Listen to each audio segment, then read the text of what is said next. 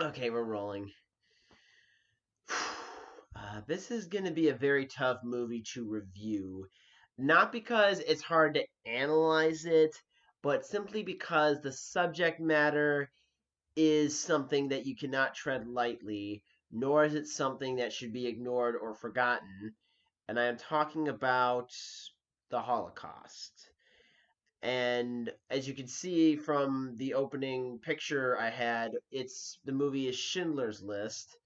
And as I said on Twitter, the reason why I decided to do this movie for a review this week was because last week Steven Spielberg, the director, was being interviewed for the 25th anniversary of this film, and I kind of figured that, since this is a very well known movie that's gotten a lot of critical praise over the years, I figured it would be a good idea to talk about it and to watch it because that watching a movie that does tell a true story, and it's something that you need to take with it the same maturity and responsibility with discussing it that Spielberg took with trying to portray and display the the inhumane atrocity that this was. And I'm really, I'll just say this. I'm really happy that they go over this in history classes. I'm really happy that they explain about this and teach this part of history because it's very important to learn how to avoid this hellish behavior from ever happening again. And it also makes it easier for me to explain the movie without necessarily having to explain too much about the context. But anyways, um so the movie begins with this shrewd businessman by the name of Oskar Schindler, who, as it shows in the movie and in history, he tried to become a part of the Nazi Party and try to make his fortune off of World War II. But what follows is Schindler going on this emotional odyssey of redemption and trying to save as many lives as he can, and and when he started off, the only reason he hired Jewish workers in the first place is that they were cheaper to get a hold of. So he wasn't the nice guy that he ended up being from the beginning. He eventually worked towards that. It's kind of like how in the story of Moses, he starts off as a despicable person, but then he goes through an emotional change and ends up becoming a hero at the end, you know? And there are even some people that did compare him to Moses because of him leading over 1,100 Jewish people out of certain death. Now it wasn't easy. There were certainly a lot of times where, and you do see some of this in the film where he has to talk his way into a special treatment and kind of con the Nazis into believing what he has to say and playing by his rules as opposed to just ignoring him. So he did use his businessman charm and strategy and ruthlessness to his advantage and for a good cause. So, sorry, I heard the phone ringing, so I wasn't sure if that was for me or anything. Anyway, so so the movie does chronicle that whole passage of time, and does not it it does not shy away from how rough things can get. It has the liquidation of Krakow. People are getting shot in the head almost every other second by Nazis for whatever reason.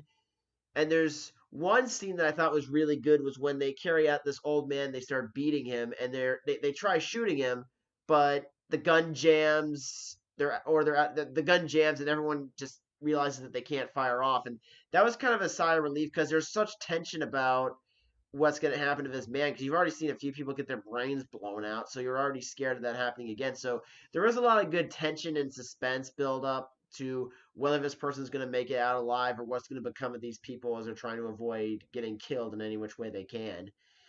And the other main character in this movie, Liam Neeson, does a great job at playing this businessman who's kind of charming, kind of a dick, but then he eventually redeems himself and becomes a more beloved person. And I think the best scene of the movie that showcases Neeson's acting talent is probably the scene at the end where he runs off to avoid getting captured for being a war criminal. And he realizes that while he saved all these people, he starts having an emotional breakdown over how many more he could have saved, how much more he could have done.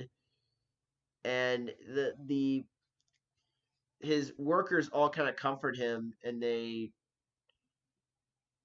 you know, give him some wise advice about saving one is the equivalent of saving the start of many. It was it was actually a very moving moment. And another thing that this movie did very well is that it kind of showed just how cutthroat and how ruthless the Nazis were, especially with Ray Fiennes playing Amon Goth. And that was just a man who was born and raised in hate and knew nothing else but bigotry and rude behavior. I mean, that guy would just kill anyone not German just for the fun of it because he's bored and thinks it's sport. That that he is easily, I mean, that he is the most despicable, depraved character in movie history, and his real life counterpart was pretty much the same. Like, this movie does not really stray away that much from historical fact of the actual story. And I think the fact that the movie tries to be gritty and realistic and also have it black and white, I think that really illustrates the harshness of the situation, and I think it really drives it home really well. It's a 3 hour and 15-minute movie, but because of the drama and because of the hellacious acts throughout the film, which actually did happen, unfortunately, it does make for a quick sit because you get really wrapped up in the plight of these people and how are they going to escape persecution? Are they going to be saved? What's Schindler going to do about this? How is he going to bounce around regulations that shouldn't be in place? That kind of thing. So there is a lot of interesting ins and outs in all this. And yeah, it was a time in history where the sense of compassion was dead almost. And Spielberg said that, well, Spielberg is Jewish, so making this movie was a very personal project for him. In fact, he was first offered the job to direct this movie in 1983, and he was 37 years old at the time, and Spielberg felt like he wasn't mature enough or old enough to tackle this subject. So about 10 years later, he starts working on the movie, but he worked on Jurassic Park first because he did say that if he worked on Schindler's List first, there's no way he'd want to do something like Jurassic Park, which was more lighthearted comparatively. And for anyone who grew up who it, it it was very emotional for him because of his heritage, and his parents, his grandparents went through that.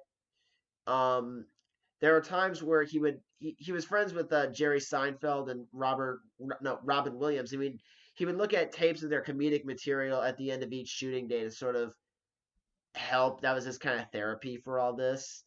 And another reason why I think this movie was important to be made is that around the time this movie was starting to get some inklings of going into production, there were a lot of people around the late 80s and early 90s that were denying that the Holocaust ever happened.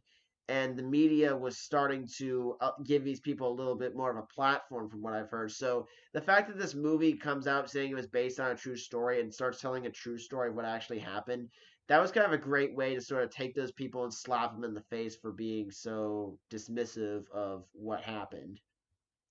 And the one thing that I thought was a really sweet touch was at the end of the movie, I think it's right before the credits roll, you see the actual people that Schindler saved with the actors that played them in the movie going to Schindler's grave and placing stones on his tombstone. And that's a Jewish sign of respect for the dead. And the last person, you can't really see it. The last person who puts roses on the tombstone is actually Liam Neeson. So I thought that was a really beautiful, moving touch to a very moving movie. And I will say, it is a really hard film to watch. If you're someone who gets very emotionally distressed easily, this is going to be a hard film to sit through. But I think it's probably one of the most important films you have to sit through, simply so you can understand what happened, research more to see all the other stuff that went on during the Holocaust. And again, This cannot happen again. We cannot allow something like that to take place in any part of the world ever again.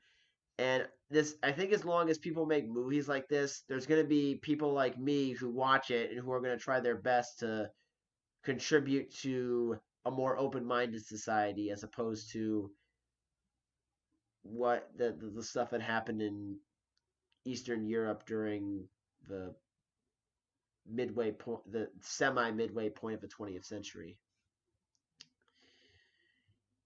I hope you guys enjoy this review, and just thinking of this movie and doing a review of it, it's kind of hard for me. There are times where I end up pausing and I'm just wondering what else to say because I'm trying to be as respectful as I can. This is a great movie, and it's one of the more emotional Spielberg films, but it's also probably the most important one he ever made, as I said before. So if you feel like watching a movie that really tells a graphic story and has a very solid point, this one's it.